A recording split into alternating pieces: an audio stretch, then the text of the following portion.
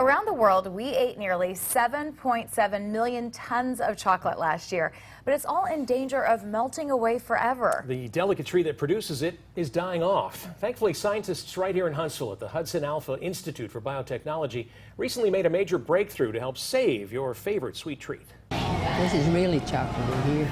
Here at Pizelle's Confections, their business is making people smile. That one's really, really juicy.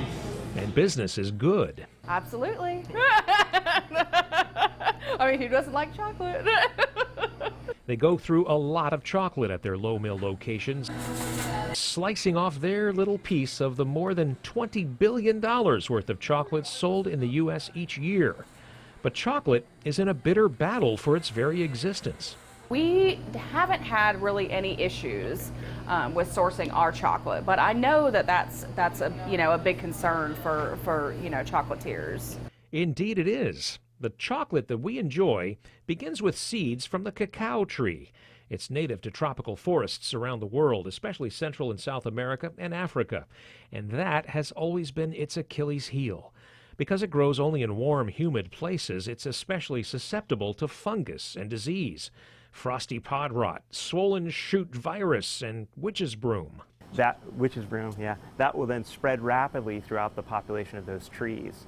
Enter Jeremy Schmutz and his team here at Hudson Alpha. Through a grant from candy maker Mars Wrigley, they're saving the cacao tree by mapping its molecular makeup. They've created an improved reference genome for cacao. And what that is determining the DNA sequence, the underlying genetic code of a plant. Not all superheroes wear capes. Some stare at terabytes worth of data, making sense of these millions of clusters of letters. They represent the very building blocks of the cacao plant, what makes it grow better, bigger, fight off diseases, or not. Using these roadmaps, breeders can identify parts of the genome they'd like to see carried over into future generations of plants. Here's a bunch of trees that are susceptible to this pathogen, or here's a bunch of trees that have a really great agronomic trait or need less fertilizer to produce more cacao. And then say, it's easy now to use our existing resources to mine and understand what the molecular basis is for those traits, and then be able to put those back into the breeding pipeline again.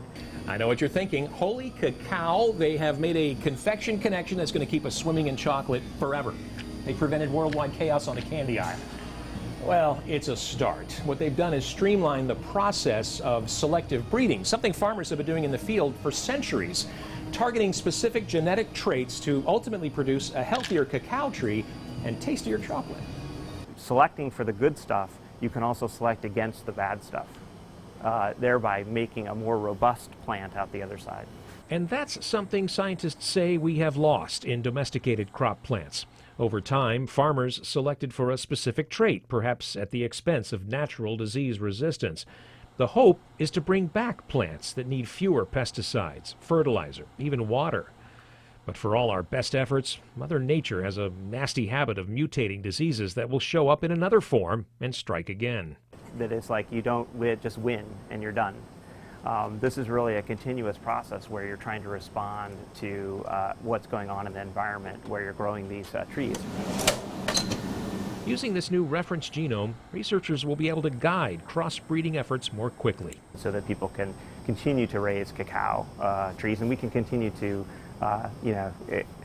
enjoy the fruits of the cacao tree. And that sounds pretty sweet to Michelle and chocoholics everywhere. I think that that's absolutely amazing, just to help the farmers, help the whole chocolate community, basically. Now, saving the cacao tree isn't just about saving chocolate. Most of it's grown in a handful of West African countries where it is the economic mainstay. So saving the cacao tree is helping save those nations' economies as well.